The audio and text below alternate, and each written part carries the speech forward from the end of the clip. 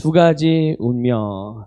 아멘. 우리 지난 주에 우리의 삶에, 우리의 인생에는 다 누구나 할 것 없이 목적이 있다라고 말씀을 드렸습니다.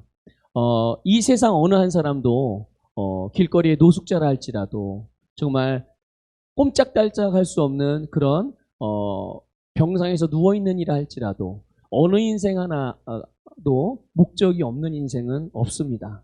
모든 사람이 다 자신의 삶에 목적이 있거든요. 그리고 그 목적을 따라서 살아갈 때 사람은 가장 그 사람의 존재 가치가 빛을 발하고 또 가장 성공적인 삶을 살아가고 있죠. 살아갈 수가 있습니다. 그렇기 때문에 우리 그럼 내 삶의 목적이 뭐냐? 목사님, 제 삶의 목적이 뭘까요? 물론 우리 개개인의 인생의 목적이 무엇인지를 구체적으로 아는 것도 중요하지만 그것보다 먼저 우리가 인식해야 되는 것이 뭐냐면 내 인생에 목적이 있다는 그 사실입니다.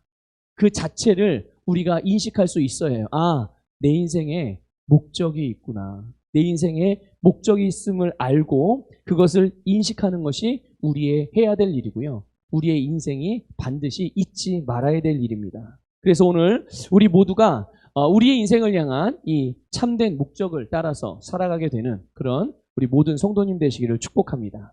여러분, 모든 사람에게는 이 목적이 있듯이 목적이 있는데 그 목적을 따라 살아가는 사람도 있고 그렇지 않은 사람도 있어요. 그래서 오늘 말씀 제목을 두 가지 운명이라고 표현을 한 겁니다.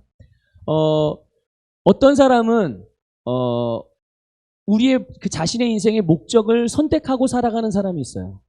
그런데 어떤 사람은 그것을 선택하지 않고 다른 운명을 선택하고 살아가는 사람들이 있습니다. 그거를 뭐라고 표현하면 이렇게 표현할 수 있습니다. 타고난 운명. 그렇죠? 타고난 운명. 어떤 사람은 타고난 운명을 선택하고 살아가고 어떤 사람은 하나님이 계획하신 운명을 선택하고 살아간다는 거예요. 네. 이게 무슨 얘기인가? 대부분의 사람들은요, 타고난 운명을 선택하고 살아갑니다. 타고난 운명. 아니, 운명. 보통 우리 운명하면, 태어나면서부터 죽을 때까지 모든 것이 정해져 있어서 다 그렇게 흘러간다고 생각을 해요. 네. 근데 그렇지 않습니다. 운명은 정해져 있는 게 아닙니다. 물론, 하나님 안에서, 예수 그리스도 안에서 우리의 운명은 정해져 있어요. 어떤 운명일까요? 잘되고, 형통하고, 복되고. 네. 이것이 우리가 이 세상에 살아가는 우리의 운명에 하나님 결정해 놓으신 거거든요. 그런데 하나님이 계획하고 결정해놨다고 그래서 누구나 다 그 운명을 살아가느냐? 그렇지 않은 거예요. 왜냐하면 본인이 그 운명을 선택하지 않으면 그 운명은 내 운명이 될 수가 없거든요. 그래서 이 세상의 사람들 가운데 모든 사람들에게는 두 가지 운명 중에 한 가지 운명을 선택하고 살아가는데 그 두 가지 운명이 뭐냐면 하나는 타고난 운명이고 하나는 하나님이 계획하신 운명이고 하나님이 계획하신 운명을 이렇게 또 다른 말로 신성한 운명이라고 이렇게 표현할 수도 있겠습니다. 근데 타고난 운명은 어떤 거냐면요. 자기가 어디서 태어났는가? 여러분 어디서 태어나셨습니까? 어디서 태어나셨어요? 어떤 부모에게서 태어나셨습니까? 그리고 무엇을 배웠고 어떻게 성장했고 무엇을 아느냐? 이런 거에 따라서 그의 인생이 좌우가 돼요. 이게 타고난 운명의 그런 원리입니다. 그러니까 내가 예전에 한참 그런 말 유행했죠. 흙수저냐 금수저냐. 예? 아니 똥수저냐 막 이런 표현도 했는데 예. 그래서 나는 금수저로 태어났기 때문에 내 인생은 탄탄대로야 이렇게 생각하고 살아가는 사람도 있고 어떤 사람은 내 인생은 나는 흙수저로 태어났어. 나는 똥수저로 태어났어. 그러니까 내 인생은 아무리 발버둥 쳐봐야 이 모양 이 꼴밖에 안 되는 거야. 왜 나는 이런 부모에게 태어났지? 왜 나는 좀 더 좋은 부모한테 좀 더 잘 사는 부모한테 그렇게 태어나지 못하고 왜 나는 이렇게 태어났을까? 이게 타고난 운명을 선택하고 살아가는 사람들의 모습입니다. 주변에서 일어나는 모든 일들 하나하나가 그 사람의 개인의 삶에 굉장히 크게 영향을 미치게 되는 거죠. 뒤집어서 얘기하면 한 사람의 인생이 주변에서 일어나는 모든 일들의 영향을 받고 그 받은 영향의 결과가 그 인생의 모양을 결정하게 되는 것. 이게 타고난 운명을 선택하고 살아가는 사람들이죠. 여러분 최근에 중국에서 여러 가지 여러 지역에서 정말 큰 우리나라에선 상상할 수도 없을 만큼 큰 홍수들이 났어요. 또 우리 청년 중에 중국에 가 있는 청년이 있으니까 중국에 관심이 많습니다. 그래서 우리나라 일도 아닌데 남의 나라 일에 이렇게 관심을 둬요. 우리 청년이 또 거기에서 위급한 일을 당하면 안 되니까. 근데 여러 지역에서 홍수가 나가지고요. 엄청난 사상자들이 나요. 그런데 많은 사람들이 거의 생명을 잃었습니다. 또 어젠가요 그젠가 IT에서도 강진이 나가지고 또 많은 희생자들이 생겼죠.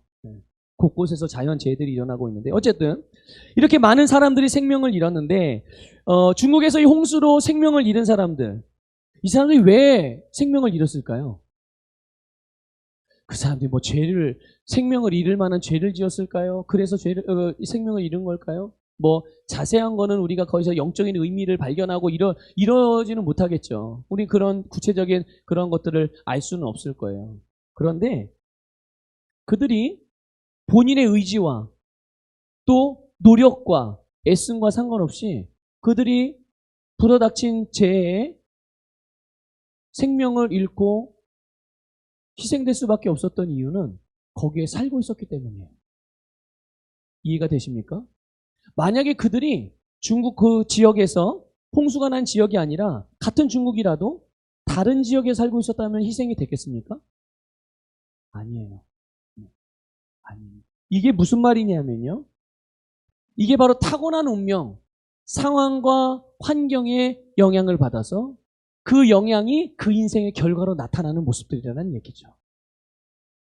여러분, 가난이나 질병을 의도하거나 원하지 않아요. 그랬어도 늘 그런 문제들로 고통받는 사람들이 참 많이 있습니다.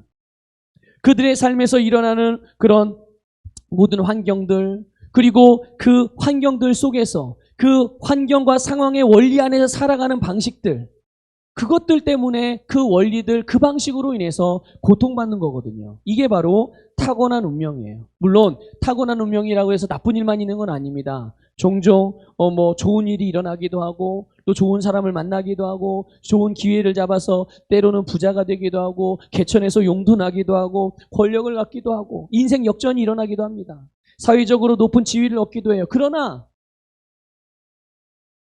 아마 많은 사람들은 그렇게 생각할 수도 있을 겁니다. 누구나 다 그렇게 살아가는 거 아닌가? 그거 어쩔 수 없는 거 아닌가요? 어떤 사람은 살다 보면 어려움을 당하기도 하고 어떤 사람들은 또 주변에 좋은 기회가 와가지고 어떻게 그냥 우연치 않게 승진도 하고 좋은 직장도 들어가고 아니면 귀한 사업을 어떻게 맡아가지고 했는데 이게 대박이 나기도 하고 다 그러는 거 아니겠어요? 라고 생각할 수도 있죠. 그러나 여러분, 이런 모습들 하나하나가, 이런 사고방식들 하나하나가 바로 타고난 운명으로 살아가는 사람들의 사고방식이고 그들의 삶의 인생의 모습이라는 거죠. 자, 그런데 또 다른 차원의 운명이 있어요. 또 다른 차원의 운명. 그게 뭐냐면 아까 말씀드린 신성한 운명이요. 하나님께서 계획하신 운명입니다. 우리를 향한 하나님의 계획이 있는 운명. 이 운명은 하나님이 계획하셨기 때문에 하나님께서 인도하시고 하나님이 책임지시고 하나님이 모든 것을 함께 하시는 운명이죠. 그래서 사람이 이 운명, 하나님께 계획하신 운명, 신성한 운명을 따라 살아가게 될 때 그 사람을 통하여 하나님께서 영광을 받으세요. 우리가 나는 하나님의 영광을 위해 살아갑니다 라고 말하면 이것을 믿음으로 잘 받아들이는 사람들은 별 문제가 없는데 그거를 한번 이렇게 좀 뒤집어서 생각하는 사람들도 있거든요. 아니, 내가 살아가는데 하나님만 영광이 되고 나는 아무것도 아닌가? 나는 하나님께 희생만 하고 나는 하나님께 헌금만 드리고 나는 하나님께 봉사만 하고 난 교회를 위해 충성만 하고 그럼 나에게는 아무것도 없이 그냥 하나님께만 영광도 하나님의 기쁨만 되면 되는 것인가? 여러분 혹시 그렇게 생각하시는 분이 계십니까? 여러분, 하나님께 영광이 되어지고 하나님의 영광을 위해서 살아가는 것은 절대로 우리의 삶에 손해나 불이익을 의미하지 않는다는 것을 믿으시기를 주님의 이름으로 축복합니다. 한번 이렇게 생각해 보세요. 이제 여러분 다 이제 부모일 텐데, 청년들을 제외하면 다 이제 부모일 텐데, 청년들도 이런 원리로 한번 생각해 보면 좋겠어요. 여러분이 자녀에게 선물을 줍니다. 정말 심혈을 기울여서 내 사랑하는 자녀를 위해서 아주 좋은, 정말 자녀에 꼭 필요하고 자녀가 정말 원했던 선물을 잘 준비를 했어요. 어렵사리 여러 개 해서 부모인 우리가 자녀에게 선물을 준비했어요. 부모가 자녀에게 선물을 줬습니다. 자녀가 이 선물을 받고 너무너무 기뻐하고 너무너무 행복하고 아주 잘 때도 그걸 끌어안고 자요, 그 선물을. 자, 그런 자녀를 엄마 아빠가 바라봅니다. 엄마 아빠 마음이 어때요? 어떻습니까? 여러분, 그 기쁨을 과연 무엇으로 바꿀 수 있겠습니까? 내가 사랑하는 자녀에게 내 모든 정성과 내 마음과 내 돈을 다 쏟아가지고 선물을 준비해서 내 사랑하는 자녀를 주었는데 그 자녀가 그것을 너무 행복하고 너무 기뻐하고 너무 감사해하고 어쩔 줄을 몰라하는 그런 모습 자체가 부모에게는 무엇이에요? 행복이죠. 영광이죠. 그러니 이제 내가 자녀에게 그런 내 돈을 들여서 내 시간을 들여서 내 열정을 쏟아서 다 부어줬어요. 그랬으니 이제 부모가 이제 그런 말을 합니다. 야, 이제 너를 위해서 내가 이 선물 주는데 내가 100만 원이 들었어. 그러니까 너는 이자를 붙여서 나는 100만 원을 줬으니까 너는 200만 원짜리 선물을 나한테 해야 된다. 안 하면 안 돼. 이런 마음으로 선물을 자녀에게 주는 부모가 있나요? 설령 자녀가 혹이라도 부모의 생일을 깜빡한다든지 어버이날을 그냥 지나친다든지 엄마 아빠의 결혼기념일을 그냥 까먹고 지나쳤어요. 무심결에. 그렇다고 하더라도 부모가 자녀에게 선물을 준 것, 자녀에게 선물을 주기 위해 돈을 들인 것, 시간을 들인 것을 후회하고 뼈저리게 후회하면서 다시는 내가 선물을 자식에게 주지 말아야 되겠다. 이런 마음을 갖는 부모가 있습니까? 없어요. 없습니다. 여러분, 우리가 주님의 영광을 위해서 살아간다는 것, 그것은 내 삶을 통해서 하나님께 영광이 되고 기쁨이 되고 주님의 뜻을 이루었으면 거기에서 여러분 주님이 주시는 기쁨과 만족을 얻으시기를 주님의 이름으로 축복합니다. 그럼 하나님은 어떤 분이시게요? 하나님은 어떤 분이십니까? 좋으신 분이세요. 선하신 분이세요. 하나님이 받으시면 안 갚으시는 분이십니까? 아니죠. 우리가 뭔가 하나님께 보상을 얻기 위해서 주님의 영광을 위해 살아가는 게 아닙니다. 하나님이 나의 아버지이니까, 하나님이 나의 주님이시니까, 우리는 그분 앞에 나가는 이 기쁨이고 즐거움이니까, 우리는 그분을 사랑하니까, 그래서 우리는 하나님을 예배하고 주님께 헌신하고 주님의 뜻을 따라 살아갑니다. 하지만 하나님은 그런 우리를 그냥 돌려보내지 않고 그냥 내버려두지 않고 항상 우리 안에 나와 함께 살고 계시면서 우리의 모든 필요를 공급하시되 차고 넘치도록 모든 것을 채우시는 분이심을 믿으시기를 주님의 이름으로 축복합니다. 그러니까 여러분, 우리는 주님을 위해 무엇을 하든, 주님을 위해 내 모든 것을 얼마만큼 쏟아붓든, 주님을 위해 내 시간을 얼마나 투자하든, 주님을 위해 내 물질을 얼마나 들이든, 주님을 위해 내 인생을 얼마나 바치든 여러분 후회 없는 신앙생활을 하시기를 축복합니다. 절대로 주님을 위한 일은 후회 없는 일이 되어야 해요. 내가 주님을 위해서 이렇게 해놓고 괜히 했네, 이런 마음이 든다면 여러분 그 마음 빨리 돌이키시기를 바랍니다. 그것은 믿음으로 한 게 아니기 때문에 그런 마음이 드는 거예요. 여러분, 우리는 무엇을 하든지 주를 위한 믿음으로, 또한 사랑에 기반을 둔 믿음으로 주께 행하시기를 축복합니다. 그렇게 살아가는 것이 바로 하나님의 운명, 하나님께 계획하신 운명을 선택하고 살아가는 사람들의 삶의 모습이죠. 그래서 하나님께서 계획하신 운명은 항상 우리가 하나님의 영광이 되는 것으로 끝을 맺게 돼요. 열매가 하나님께 영광이 되는 거죠. 열매가. 그래서 우리가 이 하나님께 계획하신 운명을 따라 살아가게 될 때 우리의 삶의 여정들 가운데는 항상 주님의 사랑이 드러나고, 여러분 보세요. 그러니까 우리가 이렇게 살아갈 수 있다는 것, 이렇게 하나님의 영광을 위해서 살아가고 주님의 사랑이 우리의 삶에서 풍성히 넘치는 삶을 살아가고 이 세상에 어떤 것도 제한받지 않고 살아갈 수 있다는 것, 이렇게 살아갈 수 있다는 이 진리가 바로 복음이에요, 여러분. 이 진리가 바로 복음이고, 이 복음이 우리의 심령에 기쁨을 주기 때문에 우리는 복음을 기쁜 소식이라고 말하는 것입니다. 여러분, 어떤 운명으로 살아가길 원하세요? 타고난 운명으로 살아가길 원하십니까? 아니면 신성한 운명, 하나님께서 계획하신 운명을 따라 살아가길 원하십니까? 여러분, 우리가 당연히 하나님의 계획하신 운명을 따라 살아가고 싶습니다 라고 이제 여러분들 생각하실 거예요. 그러면 내가 이 타고난 운명을 따라 살아가는지 아니면 하나님이 계획하신 그런 삶을 살아가는지 어떻게 알 수 있을까요? 내 삶에서 내가 직장 생활하고 내가 돈을 벌고 내가 승진하고 내가 사업을 하고 또 내가 뭐 학교에 나가서 배우고 또 누구를 가르치고 아니 또 교회에서 봉사하고 뭐 헌금을 드리고 예배를 드리고 사람들과 만나고 이런 우리가 살아가는 삶에서 행해지는 모든 일들 그 모든 일들을 통해서 누가 영광을 받고 있는지를 보면 알 수 있어요. 내가 어떤 운명을 선택하고 살아가고 있는지 내가 살아가는 삶의 모든 그 과정들 가운데서 누가 영광을 받고 누가 박수를 받고 누가 칭찬을 받고 누가 나타나고 드러나는지를 보면 내가 어떤 운명을 선택하고 살아가는지를 알 수가 있습니다. 그래서 또 이렇게도 생각해 볼 수 있어요. 내가 누구를 의지하고 살아가는가? 엄마 아빠를 의지하고 살아가는가? 자식을 위해 의지하고 살아가는가? 이런 예를 좀 들어볼까요? 우리가 이제 자녀들을 돌봅니다. 이제 우리 지금 어르신들이 많으니까 그 어르신들을 위해서 예를 들어볼게요. 자녀가 사업을 한다고 그래요. 자녀가 사업을 한다고 그럽니다. 그러면 사업을 할 때 부모의 입장에서는 자녀 사업 자금을 좀 도와주고 싶지 않겠어요? 도와주죠. 자, 누구를 위해서 도와줍니까? 누구를 위해서? 자식을 위해서죠. 타고난 운명을 선택하고 살아가는 사람들이에요. 주님을 위해서 자녀에게 사업 자금을 지원해 주는 여러분이 되시기를 축복합니다. 아니 목사님 똑같은 거 아니에요? 말만 좀 다른 거지 똑같은 건 아닙니까? 천만의 말씀이요. 완전히 다른 접근입니다. 왜 자식이 잘 돼야 됩니까? 여러분 왜 자식을 위해서 살아가십니까? 왜 자식을 위해 줍니까? 내가 낳았으니까요. 내가 내 자식이니까 그렇게 대답할 수 있습니다. 그런데 하나님의 운명을 선택하고 살아가는 사람들은 대답이 다릅니다. 내 자녀가 잘 되는 것이 하나님의 뜻입니다. 그래서 나는 내 자녀를 돕는 것입니다.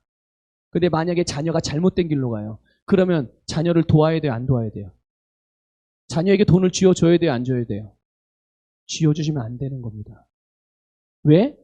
내가 자녀에게 돈을 주었을 때, 지원을 해줬을 때 그것을 가지고 망할 짓을 하면 그건 지원해주면 안 되는 거예요. 왜요? 그게 하나님의 뜻이니까요. 자식이 망하는 걸 뻔히 보면서 그거를 돕는다고요? 그것은 하나님께서 원하시는 일이 아닌 거죠. 그럴 때는 가지고 있어야 되는 거예요. 언제까지요? 그 자녀가 돌이킬 때까지. 그게 하나님께서 원하시는 거예요. 같아요? 달라요?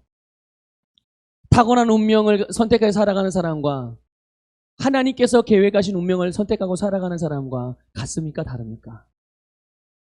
시작점이 완전히 다른 거예요, 여러분.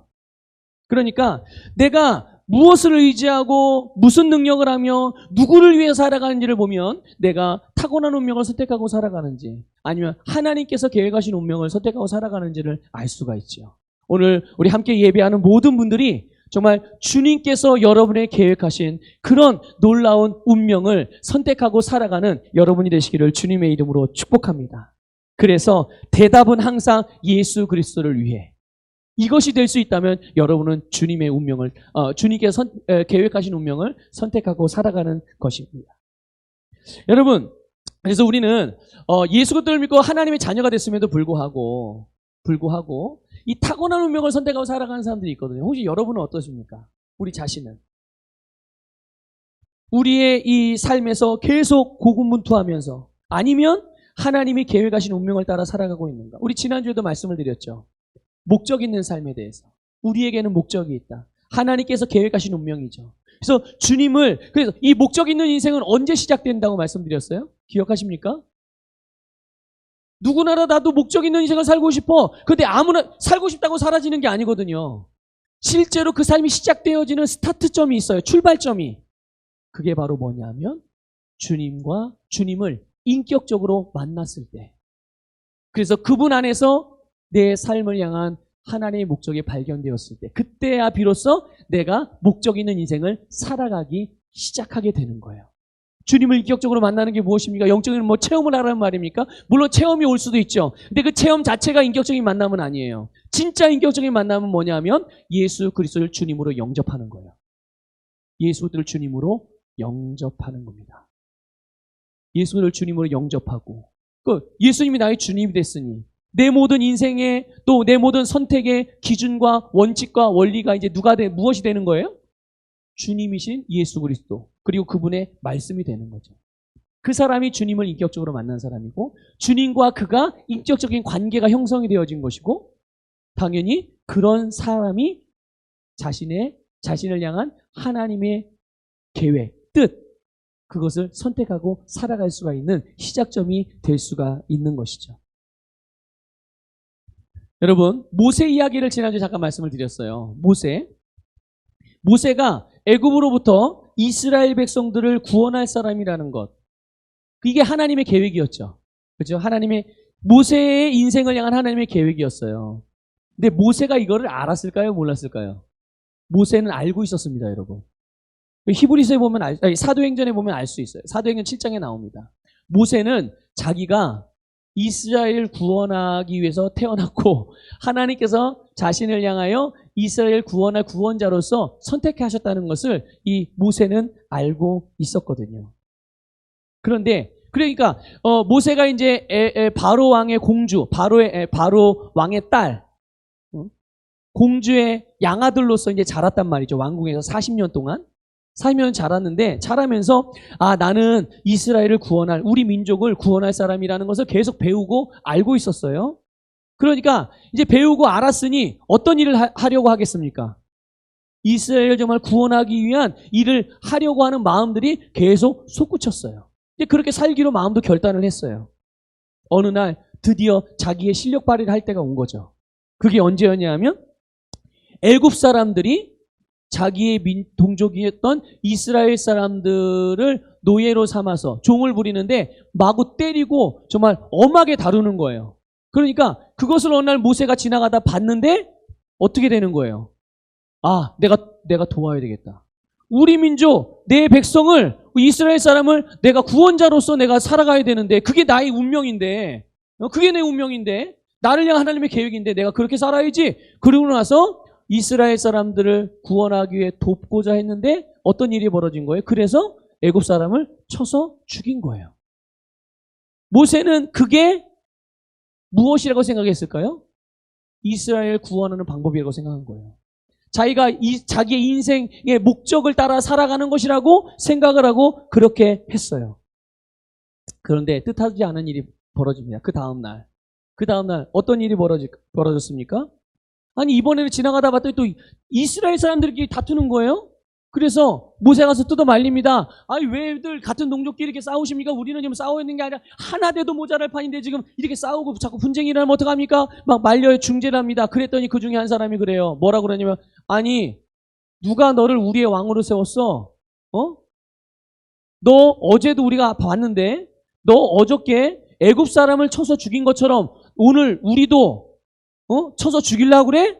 이렇게 하면서 모세가 어제 애굽 사람을 쳐서 죽인 이 살인 사건의 전말이 공개가 되어져 버린 거예요. 그러니까 이제 주변 사람이 다 알게 됐죠. 그게 나중에 어떻게 됩니까? 왕궁까지 들어가서 바로 왕의 귀에까지 들어간 거예요. 모세는 이스라엘 백성을 구원하기 위해서 좋은 마음과 좋은 뜻으로 한 거예요. 그런데 정작 이스라엘 백성들은 어떻게 생각한 거예요? 모세를 향하여 저 사람이 나를 애굽 사람을 죽인 것처럼 언제든지 쳐서 죽일 수도 있겠구나. 이렇게 오해하게 된 거죠. 모세 입장으로 생각해 보세요. 모세가 얼마나 억울하고 얼마나 마음에 상처를 받고 자기 동족에게 얼마나 배신감을 느끼겠어요. 지를 도와주려고 그랬는데 감사할 줄도 모르고 저렇게 그러면서 마음이 어땠겠습니까? 근데 그것만이 아니라 이제 어떤 신세가 되는 겁니까? 지명수배자가 되어 도망자 신세가 돼요. 멀리 도망가서 40년을 갔다가 미디안 광야에서 생활을 합니다. 40세 도망자 신세, 지명수배자 신세가 되어서 도망가가지고 40년 동안 그럼 몇 살인 거예요? 80살까지. 80살까지 미디안 광야에서 그렇게 살아가게 되는 거예요. 여러분 40년이라는 이 미디안 광야의 생활이 짧은 세월이 아닙니다. 여러분 보세요. 모세의 삶은 하나님으로부터 계획이 되어져 있었지만 그의 하나님으로부터 계획된 운명은 시작될 수가 없었어요. 본인은 시작된 거라고 생각을 했죠. 근데 진짜로 시작된 게 아니었어요. 그의 삶의 주변에서 일어나고 있는 일들, 세상의 방식들, 이것들로 인해서 이 모세의 삶에 계속 영향을 받으면서 계속 타고난 운명으로 살아가고 있었던 거죠. 여러분 보세요. 모세가 애굽 사람을 쳐서 죽이는 것이 하나님께서 이스라엘 백성을 구원하기 위한 방법이었습니까? 아니에요. 그거는 그 애굽 사람들의 방식이었고 그 당시 살아가던 사람들의 방식이었고 세상의 방식이었단 말이에요. 모세는 세상의 방식을 선택했고 세상 타고난 운명을 선택해서 그렇게 행동을 한 거죠. 마음과 생각은 그게 아니었지만 결국은 하나님께서 계획하신 운명으로의 시작이 될 수가 없었던 거죠. 그런데 나이가 80이 됐어요. 어느 날 또 똑같이 양들을 치고 염소를 치면서 풀을 뜯기고 있었는데 저 앞에 가시떨기 나무가 있는데 불이 붙은 거예요. 이게 웬 불이냐? 그리고 가봤는데 불이 붙었는데 나무가 타지 않네요. 희한한 광경이에요. 그래서 가까이 보기 위해서 가까이 갔더니 거기에서 음성이 들립니다. 모세야, 모세야. 누구의 음성이에요? 하나님께서 부르십니다. 여러분, 오늘도 여러분의 이름을 부르시는 주님의 음성을 듣기를 주님의 이름으로 축복합니다. 여러분의 음성을 주님이 부르시거든요. 왜 부르실까요? 너에게는 내가 계획한 운명이 따로 있다. 이거를 알게 하시기 위해서. 이제는 그 운명을 시작하게 하기 위해서. 그리고 말씀하셨습니다. 우리 출애굽기 3장 5절 말씀 볼까요? 같이 읽겠습니다. 시작. 하나님이 이르시되 이리로 가까이 오지 말라. 네가 선 곳은 거룩한 땅이니 내 발에서 신을 벗으라. 내 발에서 신을 벗으라. 내 세상적인 사고방식을 벗으라. 내 육신의 습관을 벗으라. 너의 전통을 벗으라. 세상의 방식을 벗으라. 주님께서 모세에게 말씀하십니다. 왜요? 하나님께서 모세에게 계획하신 신성한 운명이 있었거든요. 그 운명은 전통과 세상과 세상의 방식과 자기가 가지고 있었던 육신의 생각 그런 것들로 이룰 수 없는 그런 계획이에요. 그렇기 때문에 그것을 벗으라고 말씀합니다. 모세가 어떻게 했죠? 모세가요, 희한한 건 벗습니다. 신을 벗어요. 이 말이 무슨 얘기입니까? 모세가 하나님의 말씀을 믿음으로 받아들였다는 거예요. 네, 벗겠습니다. 네, 벗겠습니다. 네, 바꾸겠습니다. 네, 돌이키겠습니다. 네, 타고난 운명 제가 거절하겠습니다. 신성한 운명으로 내가 지금부터 살아가겠습니다. 바로 그런 일이 지금 벌어진 거예요. 모세가 하나님을 만나고 주님의 말씀을 믿음으로 받아들이면서 하나님께서 그를 향한 계획하신 그 운명을 따라서 살아갈 수가 있게 된 거죠. 그때야 비로소 주어진 운명이 아니라 타고난 운명이 아니라 신성한 운명이 시작이 된 것이죠. 여러분, 우리가 살아가면서 인간적이고 세상적인 어떤 그런 방식으로 애쓰고 노력하는 삶을 살아갈 수 있어요. 그렇지만 그런 방식으로는 여러분 하나님께서 계획하신 그런 운명을 결코 이룰 수 없다는 것을 아시길 바랍니다. 주님을 인격적으로 만나는 것, 주님의 말씀을 믿음으로 받아들이는 것에서부터 시작이 되어지는 거예요. 여러분, 성경에서 성공적인 삶을 살았던 사람들, 그럼 성공적인 삶이 어떤 사람을 그냥 잘 먹고 잘 사는 게 성공적인 사람이 아니요. 하나님께 인정받은 사람. 그게 진짜 성공한 사람이거든요. 하나님께 인정받으면 부자도 되고, 하나님께 인정받으면 성공하기도 하고, 하나님께 인정받으면 형통하고, 하나님께 인정받으면 신성한 건강을 누리고, 하나님께 인정받으면 되는 거예요. 근데 그런 사람이 성경에서 성공한 사람인데, 그런 사람들 하나하나를 보게 되면 다 공통점이 있어요. 다 주님을 만나고, 주님을 만난 후에 주님께서 그들에게 계획하신 그 선하고 아름다운 뜻, 그들을 향한 계획과 목적을 다 믿음으로 받아들이고 그 길을 선택해서 살아갔던 사람들이죠.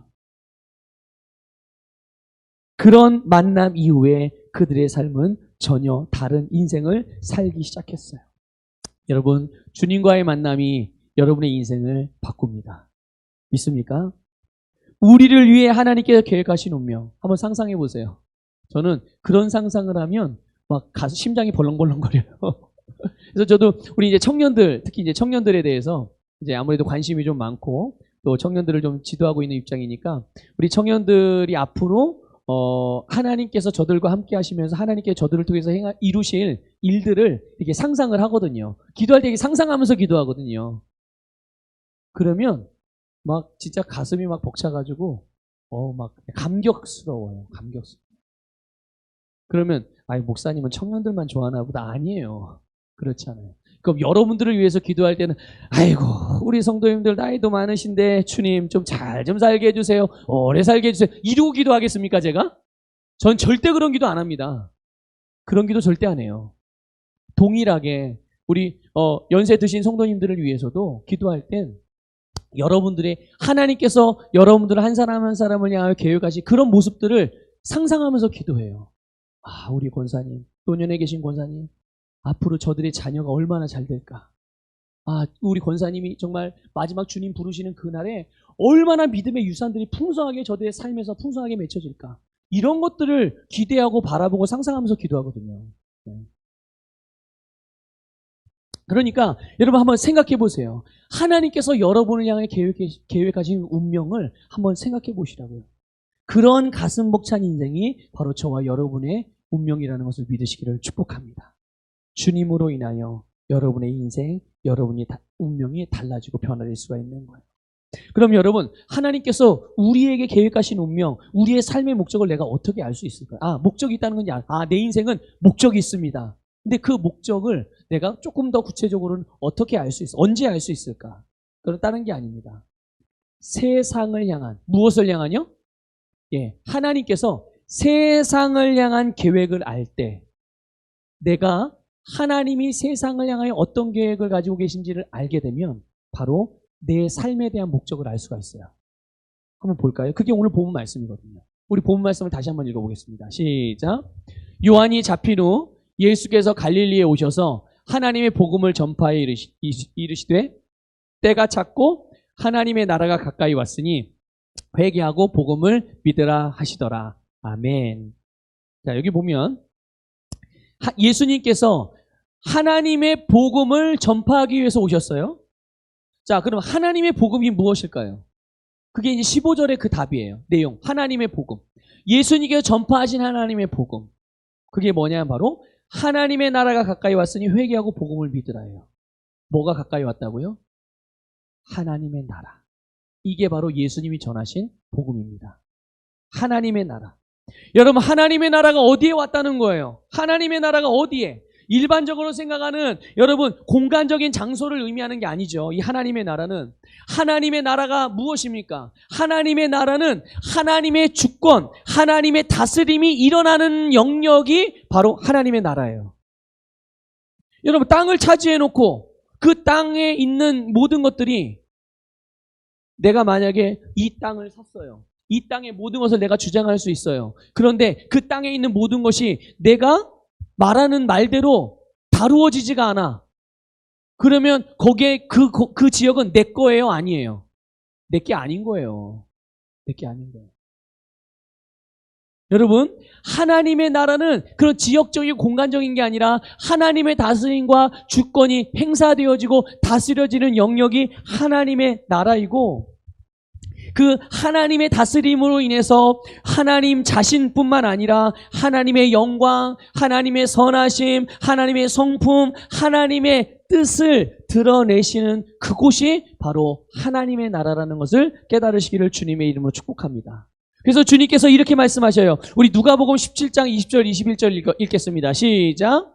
바리새인들이 하나님의 나라가 어느 때에 임하나이까 묻거늘 예수께서 대답하여 이르시되 하나님의 나라는 볼 수 있게 임하는 것이 아니요 또 여기 있다 저기 있다고도 못하리니 하나님의 나라는 어디 있다고요? 네, 고백합시다. 하나님의 나라는 너희 안에 있느니라. 한 번 더 고백합시다. 하나님의 나라는 너희 안에 있느니라. 아멘. 이것이 바로 세상을 향한 하나님의 계획입니다. 이것이 바로 하나님께서 세상을 향한 계획이에요. 이 세상에 하나님의 나라를 세우는 일. 그럼 이 세상은 무엇입니까? 우리가 살아가는 이 지구입니까? 아니에요. 하나님이 말씀하신 세상은 한 사람 한 사람이 세상이에요. 한 사람 한 사람의 심령에 하나님의 나라를 세우는 것이 바로 하나님의 뜻인 줄 믿으시기를 주님의 이름으로 축복합니다. 그러니까 이 하나님의 나라는 세상에 속한 나라도 아니고 이 세상 나라도 아니고 바로 영적인 나라인데, 그래서 요한복음 18장 36절 37절은 이렇게 말씀하고 있습니다. 같이 읽어보겠습니다. 시작. 예수께서 대답하시되 내 나라는 이 세상에 속한 것이 아니니라. 만일 내 나라가 이 세상에 속한 것이었더라면 내 종들이 싸워 나로 유대인들에게 넘겨지지 않게 하였으리라. 이제 내 나라는 여기에 속한 것이 아니니라. 빌라도가 이르되 그러면 네가 왕이 아니냐? 예수께서 대답하시되 네 말과 같이 내가 왕이니라. 내가 이를 위하여 태어났으며 이를 위하여 세상에 왔나니 곧 진리에 대하여 증언하려 함이로라. 무릇 진리에 속한 자는 내 음성을 듣느니라 하신대. 아멘. 여기 보세요. 내가 이를 위하여 태어났으며 이를 위하여 세상에 왔나니, 그것이 무엇입니까? 내 나라, 하나님의 나라, 하나님의 나라를 이 세상에 가져오기 위하여 왔나니, 그 내용이 진리이고 이것에 대하여 증언하기 위해서 예수님께서 오셨다라고 말씀하셨어요. 여러분, 하나님의 나라는 사람의 마음속에 세워지는 영적인 나라예요. 하나님의 말씀으로 다스림받는, 하나님의 말씀으로 인도받는, 하나님의 말씀대로 되어지는 나라, 이것이 바로 예수님께서 전하신 하나님의 복음이고 이것이 바로 오늘 모든 사람들이 들어야 되는 복음이죠. 기쁜 소식인 것입니다. 사실 하나님의 나라가 우리 안에, 우리의 마음속에 세워지는 일이 지금 우리에게는 그래, 맞아, 그래야 돼, 이게 이해가 되고 정말 받아들여질 수 있는 그런 말씀이었지만, 이것이 사실 구약 시대에는 가능했을까요? 불가능했을까요? 구약 시대는 이게 불가능했어요. 여러분, 우리가 성경에서 보는, 구약 성경에서 보는 위대한 사람들, 여러분 누구를 가장 존경합니까? 구약 성경에서 누구의 이름이 가장 먼저 떠오릅니까? 모세도 있을 것이고 아브라함도 있을 것이고 다윗도 있을 것이고 엘리야도 있을 거예요. 여러분, 그러나 기억하십시오. 그 어떤 사람 하나도 그들이 오늘 하나님의 나라가 자신의 심령 가운데, 자신의 마음 가운데 임하기를 원했고 기도했지만 그들에게는 그게 이루어질 수 없었어요. 그들에게 그게 이루어질 수 없었다니까요. 그러나 예수님께서 말씀하셨죠. 이제 때가 찼고, 그렇죠? 때가 참해. 그때가 무슨 때입니까? 바로 이전까지는 단 한 번도 없었던 방식으로 하나님의 나라가 우리 안에 임하게 되는 때, 그때가 찬 거죠. 그것이 바로 예수님이 하나님의 나라를 우리에게 가져오신 일인 줄 믿으시기를 주님의 이름으로 축복합니다. 그래서 예수님께서 이 하나님의 나라를 우리에게 가져오셔서 그분을 믿는 모든 자, 이 복음을 믿는 자에게 하나님의 나라를 세우시는 거예요. 하나님의 나라는 평강의 나라요, 아름다운 나라요, 영광의 나라요, 생명의 나라요, 사랑의 나라요, 은혜의 나라요. 이것이 바로 우리 마음속에 세워지는 하나님의 나라고, 하나님께서 세상을 향한 뜻과 계획과 목적이 바로 이것이고, 그렇다면 우리가 할 일이 뭘까요? 그렇다면 여러분, 우리가 우리의 인생의 목적, 하나님께서 우리를 위해 계획하신 운명의 구체적인 내용이 무엇이겠습니까? 어떤 직업을 가져야 되나요? 어떤 종류의 일을 해야 되나요? 나는 어느 나라에서 살아야 되나요? 나는 어느 지역에 살아야 되나요? 그것을 말하는 겁니까? 아니요. 내가 어느 지역에 있든지, 내가 어떤 일을 하든지, 어떤 종류의 직업을 갖든지 그 안에서 무엇을 하는 것입니까? 하나님의 나라를 세워가는 일이 바로 오늘 우리를 향하여 계획하신 하나님의 목적이요, 우리의 계획된 운명이라는 것을 믿으시기를 주님의 이름으로 축복합니다. 때로는 그 일이 힘들게 느껴질 수도 있어요. 또는 반대에 부딪힐 수도 있겠죠. 그러나 하나님은 우리의 운명을 결정해 놓으셨다니까요. 어떻게 해요? 내가 그 운명을 선택하고 포기하지만 않는다면, 계속 그 목적을 따라서 살아가기만 한다면 결국 결과는 풍성한 열매, 성공, 승리, 다스림, 정복, 이것이 하나님께서 여러분의 인생에 계획하신 여러분의 운명이요, 여러분의 인생의 결과라는 것을 믿으시기를 주님의 이름으로 축복합니다. 그래서 모든 사람에게, 모든 나라 가운데, 모든 도시 가운데, 모든 가정 안에 하나님의 나라가 임하는 것이 하나님의 계획이고, 오늘 그 계획이 우리를 통해서 우리에게도 계획되어져 있고, 우리가 그 계획을 선택하고 살아가게 될 때 우리는 내 인생이 가장 빛을 발하는 인생이 되어지고, 여러분 우리의 인생에서 가장 성공적인 삶을 살아갈 수가 있게 되는 줄 믿으시기를 주님의 이름으로 축복합니다. 여러분 어떤 인생을 선택하고 살아가시겠습니까? 혹 내가 오늘 이 말씀을 듣기 전까지 혹 여러분들 중에 내가 그동안 보니까 타고난 운명을 선택하고 살았던 거네요 라고 그렇게 생각하는 분이 있을 수도 있어요. 그러나 여러분들 절망하거나 실망하거나 낙심하거나 여러분 가슴 아파하지 마십시오. 지금부터라도 우리는 주님께서 우리에게 계획하신 신성한 운명을 살아갈 수가 있거든요.